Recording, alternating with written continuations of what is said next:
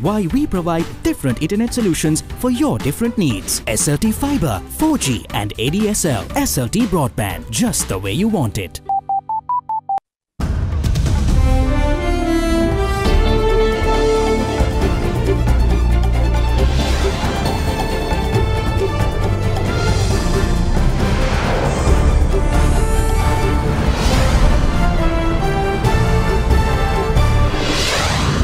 Tonight, capital punishment. President Maithripala Sirisena continues to stress on the importance of implementing the capital punishment against drug traffickers. Says those who mock the program are the same as those who engage in it. Into the limelight, former CBSL Governor Arjun Mahendran, who is evading the arrest, speaks to a South African website. Path to elections. People's Action for Free and Fair Elections says that the Provincial Council polls are possible with a minor amendment to the Provincial Councils Act. The President and Prime Minister can take a decision to move the polls ahead. President and Prime Minister both are responsible to have a sooner provincial election. Political crisis. Large protests are expected in Venezuela later today in the wake of a Supreme Court move to freeze Juan Guaido's bank accounts and impose a travel ban on the self-declared interim president. Tonight, Wednesday, the 30th of January, 2019. From Ada Derana. Smart Android තාක්ෂණයෙන් එන Singer Vista TV එකක් මිලදී ගන්නා ඔබට හිත පිරෙන්න වාසි රැසක් ඕනෑම Singer ප්‍රදර්ශනාගාරයකින්. This is Ada Derana First at 9 with Ndivari Amuata and Mahesh Jani. Live from Studio 24 in Colombo.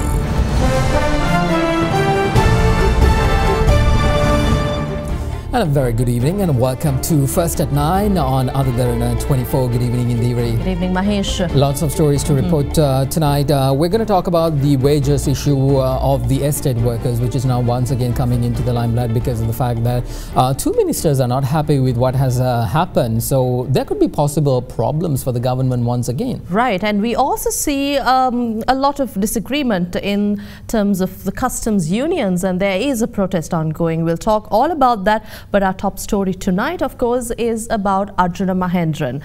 We've all been wondering what the fate of Arjuna Mahendran, who is issued an arrest warrant, is. Now, the former governor of the Central Bank of Sri Lanka, embroiled in the bond scam, has proved to be an elusive figure. With an arrest warrant issued on him through international police, Mahendran has finally surfaced, but only to express his opinion to South African business news website on the topic of money laundering. Indeed, now Arjun Mahendran was issued open arrest warrants by Sri Lanka and is currently absconding arrest. Mahendran is charged with criminal breach of trust for allegedly providing confidential information of the Central Bank of Sri Lanka to Perpetual Treasuries Limited, a primary dealer connected to his son-in-law Arjun Aloysius. Well, despite several arrest warrants and a red notice by the international police being issued, Mahendran has evidently expressed views to the South African news website Business Live on Sunday. According to the article, Mahendran currently advises several family offices in Singapore and the Middle East. On the web article, Tilted Deutsche Bank secures a commitment for additional investment from Qatar. Mahendran has offered his opinion on a Qatari investment in a German bank and money laundering.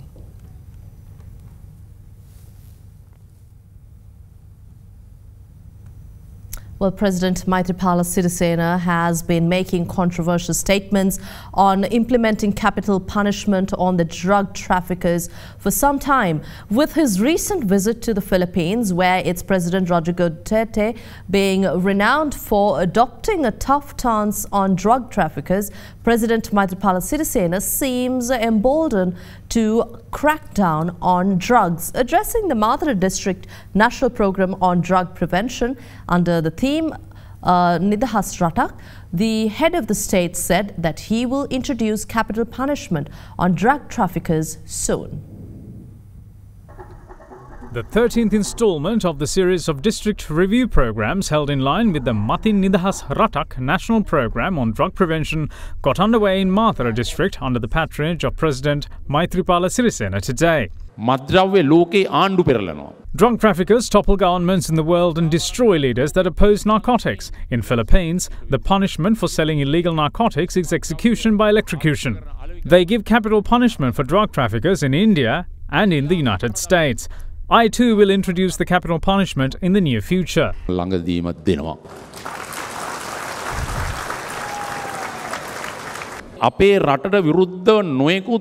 of international forces are against our country. A small number of Buddhist clergy who are against Theravada Buddhism even print books with wrong interpretations. It's non-profit organizations that fund these. National Department of Archives conserves 1,000 years of this country's heritage. We got to know that valuable documents of this country were given to some foreigners without the knowledge of anyone. This is a conspiracy to destroy the values of our history with a great culture. There are some who mock this program to eradicate narcotics. Just like the LTT terrorists we destroyed, I have ordered the tri-forces of this country to eradicate narcotics.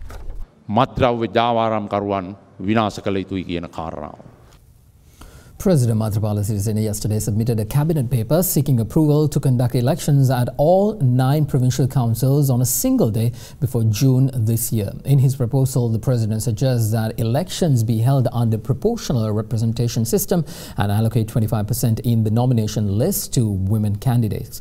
The cabinet deferred the head of state's proposal until next week to afford the cabinet and Minister of Local Government and Provincial Councils Vajra Abeyewardena to pursue the document. Elections of 6 provincial councils out of 9 are long overdue, with polls delayed in Sabaragamuwa, North Central and Eastern provincial councils for over 1 year and 4 months.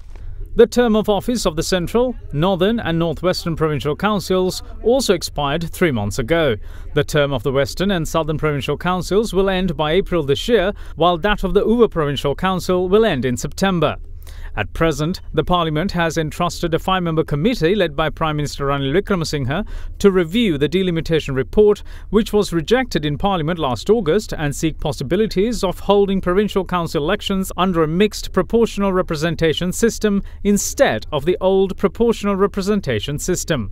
Given the circumstances, President Maithripala Sirisena submitted a cabinet paper seeking approval to hold elections in all 9 provincial councils on a single day prior to June this year. The cabinet paper will be taken into consideration next week with the cabinet's recommendations. Meanwhile, representatives from several election monitoring bodies commented on the president's proposal. We really appreciate the President's decisions to have sooner provincial elections. They need to take initial decisions whether they are going back to the previous system or whether they are having election with the existing electoral system.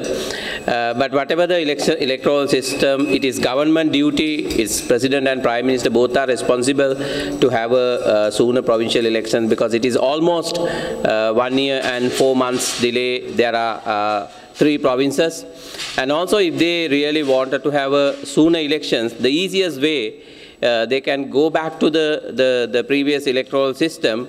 They can bring the simple amendment to the Provincial Elections Act, stating that the present Elections Act effective date, they can go up to the 2020 somewhere.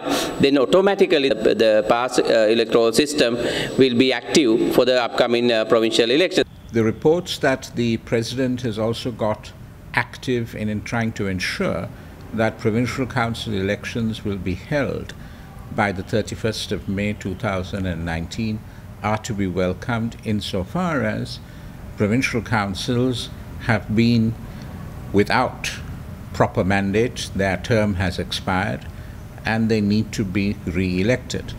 I mean, elections at the end of the day are the basic mechanism of choice and change in a functioning democracy. This is what renews the mandate between ruler and ruled, and this is what makes sure that we have a truly representative democracy. And in that respect, it's very important that in all this talk about whether we are going to have a presidential election soon or sooner rather than later, or as to whether we are going to have a general election sooner rather than later, that the question of provincial council elections is not forgotten, and that the second tier of government, which is tremendously important in terms of devolution, is well regarded, well respected, and elections held forthwith.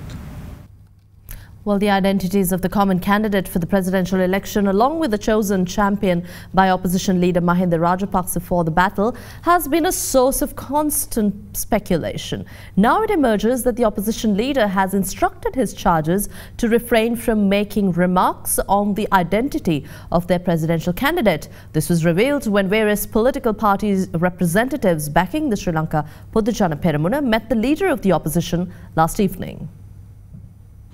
A discussion was held at opposition leader Mahinda Rajapaksa's official residence along Vijayarama last evening with the attendance of all parties in support of the Sri Lanka Podujana Peramuna.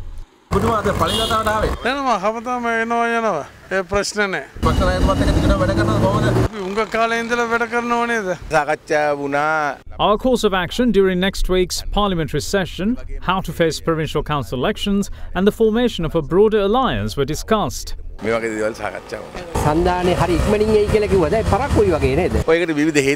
various reasons for it, but I hope an alliance will be formed following discussions. We were told not to make utterances on the presidential candidate. We are glad that the chairman of the Election Commission taking charge of the struggle to hold provincial council elections. But there are two minor misgivings. As he said, he will wait until the 9th of November to resign if provincial polls are not forthcoming. He forgot that for presidential elections to be held on the 9th of November, it must be declared on the 5th of October. If he resigns on the 9th, it will be amidst a presidential election and it might sabotage the election. So we ask him to bring his deadline forward to the 30th of September.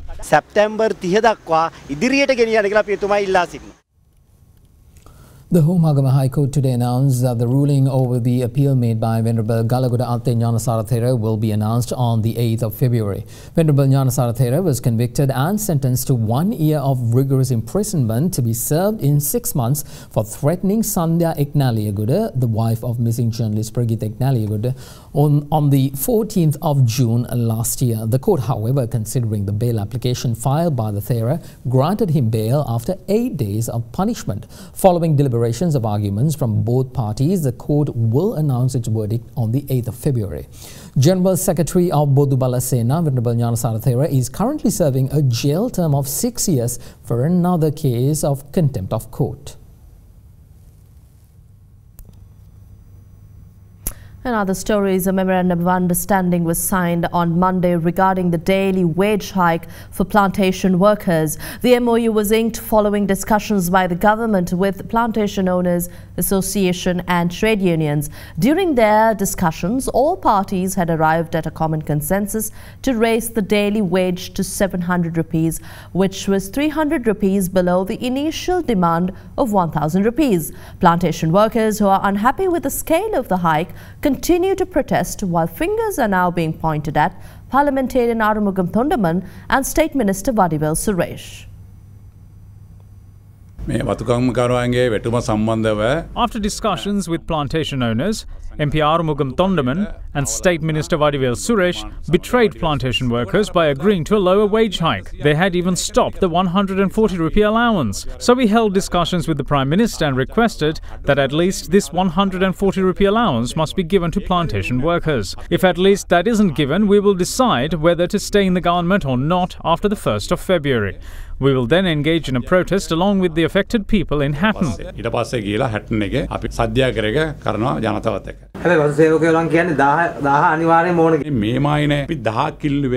MP Arumugam Thondaman and State Minister Vadivel Suresh who spoke of the 1,000 rupees.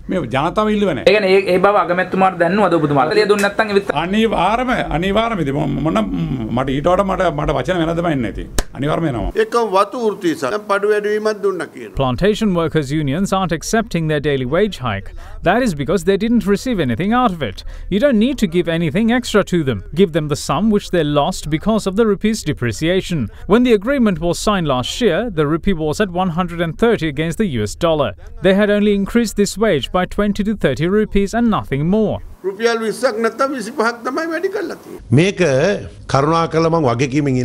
ask all of you not to politicize this issue. The daily wage hike of plantation workers isn't something belonging only to the Nuwara district. Both hands of Vadivel Suresh are clean. I haven't taken any bribes or commissions. No paga, no commission, no bottle.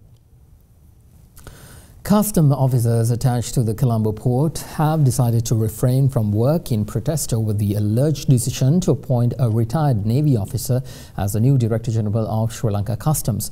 Our reporter said that all custom officers at the Colombo harbour, excluding those in the export division, are currently engaged in a trade union action and are refraining from carrying out duties. The Cabinet of Ministers had given the nod for the Finance Ministry to appoint retired Rear Admiral Dr. Shamal Fernando as Director General of Customs. Customs Trade Union Alliance also charged that the Director General of Customs has changed 5 times since 2015. They say that according to government laws and regulations, the position of Director General can only be held by a special grade officer from the State Administration Service of Sri Lanka Customs. Customs Trade Union Alliance pledged to continue to engage in trade union action until the decision is reversed. Well, the remains of the Sri Lanka Army captain and the Sri Lanka Army trooper who were killed in an improvised explosive device attack during the UN peacekeeping mission in Mali are to be brought back to the country. On Saturday, a UN aircraft will fly the remains of the 2 fallen peacekeepers to the Bandaranaike International Airport. According to the Sri Lanka Army Media Unit, the remains will be formally received by the Commander of the Navy, Lieutenant General Mahesh Senanayake, and the Director General of the Personnel Administration, Major General Devinda Pereira, and UN Resident Coordinator in Sri Lanka, Hannah Singer. Now, the UN flag-draped coffins, accompanied by the United Nations Multidimensional Integrated Stabilization Mission Force Commander, with 3 more UN officers, will be delivered at the airport. The remains are to be sent to Negombo Hospital for a post-mortem examination. The funerals with military honours for the fallen UN peacekeeper duo are to be held in Polonnarua and Polpitigama. The late Major H.W.D. Jayavikrama and Sergeant S.S. Vijaykumara, who were posthumously promoted, were killed on the 25th, while 3 other Sri Lankan soldiers sustained injuries during their mission in Mali. Well, business news is on the other side of this break. Stay with First at 9.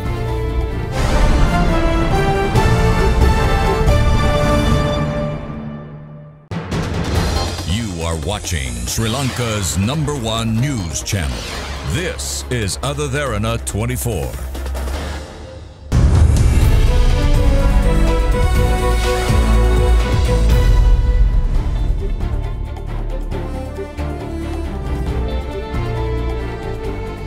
Welcome back, everyone. In business news, State Minister of Finance Derana Wickramaratne reveals that the trade deficit narrowed a little bit at the end of last year, and to revive the economy, mistakes should be rectified through giving prominence to export development and investment in human resources. Yes. Now, speaking at the 60th Annual General Meeting of the National Chamber of Commerce in Sri Lanka, which was held in Colombo last evening, it was also attended by the Speaker of Parliament. The State Minister lamented the lack of investment on human resources. Today, I heard that the trade deficit has narrowed a little bit at the end of 2018. But I think this tells us the story, right, of what has happened to our economy over a period of time. And unless we correct this and we give primacy to exports, we have really a problem in maintaining our living standards. So this is the export story. We now see, right, the non-concessional loans are bigger than the concessional loans. It's nearly 54%. If you trade, the trade deficit has widened, but exports have slightly picked up, and it's just reduced. As I said, I just got the information today. In 2018, the trade deficit has reduced. Sri Lanka has really only two big unique selling propositions. One is its location. We are the gateway east and west. And the other is our human resources. And the only way we can get ahead is by really developing, continuously investing in our human resources. There is no other way. And that's what we have neglected over the past decade or so. In Sri Lanka, the policies change with the change of government, or change with the minister, or sometimes even change with the secretaries. In 2015, the two main political parties joined hands for the first time. It so happened that the two partners had different ideologies. One party believes in a private sector-led growth, another party believes in a state-led growth. But I think the country needs the two main political ideologies to work together. The country needs infrastructure, and the policy of the government should be, the government should provide the infrastructure and leave the task of creating wealth in the hands of the private sector. That should be the policy from now and for the future. Then the most important thing that we have to bear in mind that we have several non-performing government institutions, and those institutions are bleeding the nation. So therefore, I'm very happy that Sri Lankan Airline restructuring report was handed over to the Excellency the President. And I think time has come where we have to, sort of stop this bleeding exercise. Eventually what will happen is the country will die. Any sort of revision or restructure of the loss-making body should be made through the stock exchange so that there is transparency. The United States and China launched a critical round of trade talks today amid deep differences over Washington's demand for structural economic reforms from Beijing that will make it difficult to reach a deal before a March 2nd U.S. tariff hike. The two sides will meet next door to the White House in the highest level talks since U.S. President Donald Trump and Chinese President Xi Jinping agreed a 90-day truce in their trade war in December. Now, people familiar with the talks and trade experts watching them say that so far there has been little indication that Chinese officials are willing to address core U.S. demands to protect American intellectual property rights and end policies that Washington say force U.S. companies to transfer technology to Chinese firms. Chinese officials deny that their policies cause technology transfers. Trump has threatened to raise tariffs on March 2nd to 25% from 10% on $200 billion of goods if an agreement cannot be reached. Meanwhile, China's parliament will vote in March on a new foreign investment law that will ban forced technology transfers and illegal government interference in foreign business practices. Now, the state news agency Xinhua quoted China's justice minister saying that there is an urgent need for such a law to be passed, as current legislation could hardly catch up with the changing requirements in building a new system of open economy. Once adopted, the law will place 3 existing laws that regulate joint ventures and wholly owned foreign enterprises. Some law experts and business consultants have expressed skepticism about how far the legislation would protect foreign firms' interests, given several lack of rule of law in China. As of October, there were almost 950,000 foreign-funded companies registered in China, accounting for investments exceeding $2.1 trillion US. Let's take you to the stock market now. The Colombo Stock Exchange, the all-share price index closed at 0.1% or 5.83 points weaker at 5,991.29 after surpassing the 6,000 mark in midday trading. The most liquid S&P SL20 index was down 0.18% or 5.44 points to 3,077.08. Market turnover was 736.7 million rupees. Here's Hiruni Pereira from First Capital Holdings with a detailed report. Ahead of the bond auction to be held on 31st January, the secondary market yield curve continued its downtrend amidst foreign buying interests, mainly centred on the 15-12-23 maturity. While post-bill auction held today, yield witnessed a slight increase as weighted average rates of the bill auction didn't dip as expected by the market participants. At the primary bill auction held today, yields of 1-year bill dipped by 1 basis point to be accepted at 10.69%, while both 6 months and 3 months were not accepted. In the equity market, well, Sri Lanka's rupee rose 0.9% on banks' dollar sales from inward remittances while foreign investors purchased short-term bills. The rupee was quoted at 179.30 to 60 against the US dollar at close today. And this is a stronger rupee compared to yesterday's close of 180.90 to 179.15 against the US dollar. Now, the local currency, which was one of the worst performing currencies in Asia due to heavy foreign outflows, plagued 16% last year but has appreciated 2% so far this year.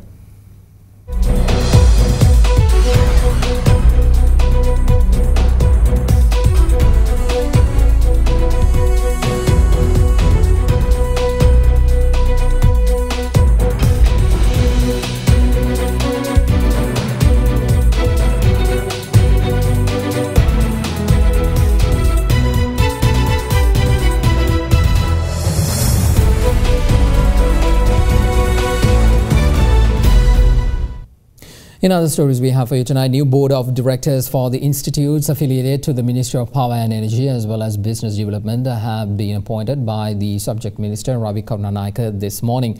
Accordingly, new appointments were made for the Ceylon Electricity Board, Sri Lanka Atomic Energy Board, Sri Lanka Sustainable Energy Authority, Sri Lanka Atomic Energy Regulatory Council, Lanka Electricity Company, Lanka Coal Company and Lanka Transformers Limited Holdings.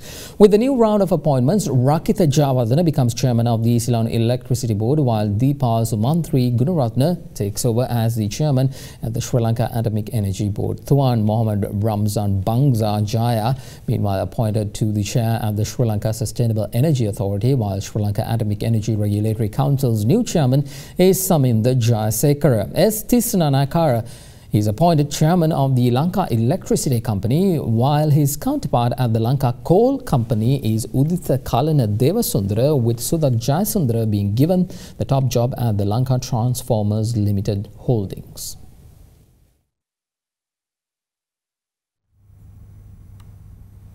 In some local news, the body of the second suspect who jumped into the Mahavali River when Navy personnel attempted to apprehend illegal sand miners during a raid in Kenya yesterday was recovered this afternoon. Meanwhile, the police have obtained statements from 9 Navy personnel and 4 residents of the area over yesterday's unrest in Kenya.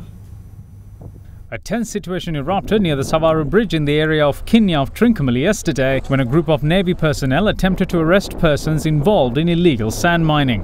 The suspects fled the scene upon the arrival of Navy personnel, with 3 of them jumping into the Mahavali River. Although one of these 3 suspects returned to shore, the remaining 2 went missing. The body of one of the missing suspects, however, was recovered last evening, who was later identified as a 22-year-old resident of Kenya. The remains of the second suspect was also then recovered this afternoon, a 19-year-old also from Kenya. Police media spokesperson SP Ruwan Gunasekara said today that a special investigation is launched into the incident. Addressing media in Colombo, SP Gunasekara went on to say that statements are obtained from 9 Navy officers. He also said that the post-mortem of the deceased revealed that the first suspect died of drowning. Speaking to Other Derana 24, Navy spokesperson Lieutenant Commander Isuru Surya Bandara meanwhile said that 4 Navy personnel are still under treatment at the Trincomalee General Hospital who sustained injuries during yesterday's incident. Going by the directives of His Excellency the President and Chairman of Geological Survey and Mining Bureau, initiatives has been undertaken to prevent illegal land excavation and related activities on the banks of Mahavali River. The Navy held 6 boats which were engaged in sand mining in the Mahavali River in Kathakudi area. We arrest another group of people involved in sand mine.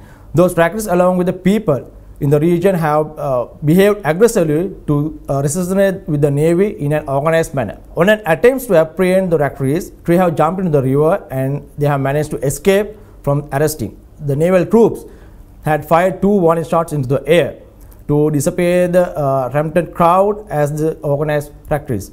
And the residents behaved in an aggressive manner and attempted the attack on the naval personnel. And we'll return with your international news right after this short break. Do stay with us.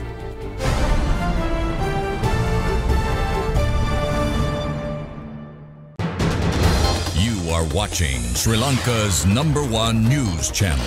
This is Other Derana 24.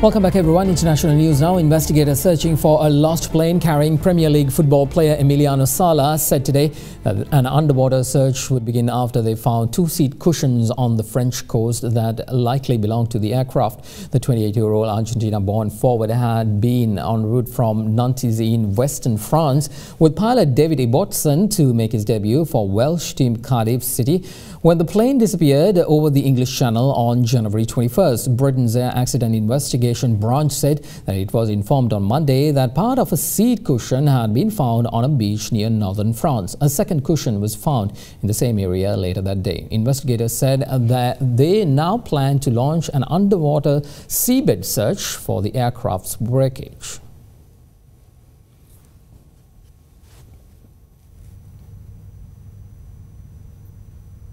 Taking it to the United Kingdom, Theresa May is expected to continue talks with EU leaders in the coming days after MPs backed a proposal for her to renegotiate her Brexit deal. Now, MPs voted 317 to 301 in favour of replacing the backstop, which is the insurance policy designed to avoid a hard border in Ireland in the event of a no-deal Brexit. But the EU has said it will not change the legal text agreed with the United Kingdom Premier. British Prime Minister Theresa May was closer than ever yesterday to finally reaching an elusive Brexit deal. By 317 votes to 301, MPs in the House of Commons gave their backing to May's deal, which they rejected earlier this month, providing changes are made to the so-called Irish backstop border issue. The 16 majority for her deal gives May a mandate to return to Brussels to call for a reopening of negotiations and indicates that the Brexit deal is likely to win the critical final vote in British Parliament if changes are made to the Irish border issue.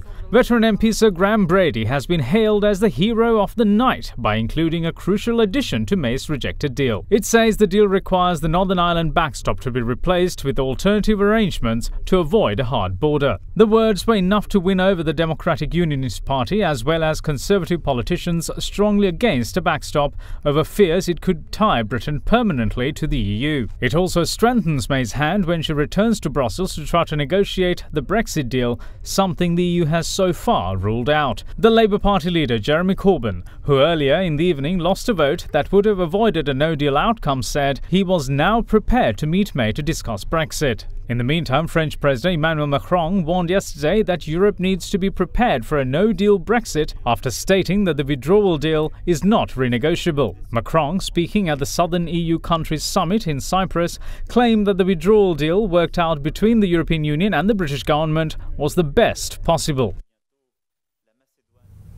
Also in international headlines, Venezuela's already delicate political landscape looked to have undergone a major change when opposition leader Juan Guaido declared himself the country's interim president last week, with the United States putting its full weight behind the move. Now, President Nicolas Maduro, however, was not going to take it lying down and moved to cut off ties with the U.S., giving their diplomats 72 hours to leave the country. Now, the self-proclaimed interim President Guaido is in some trouble with Venezuela's Supreme Court freezing his assets while slapping him with a travel ban. Venezuela's chief prosecutor said yesterday that he had asked to support the Supreme Court to open a preliminary investigation into self-proclaimed interim President Juan Guaido, as well as to freeze the opposition leader's accounts and impose a travel ban on him. Well, that wraps up tonight's edition of First at 9. Do log on to www.otherderana.lk for the latest. I'm Indira Amwantha. I'm Mahesh Johnny. Have a good night.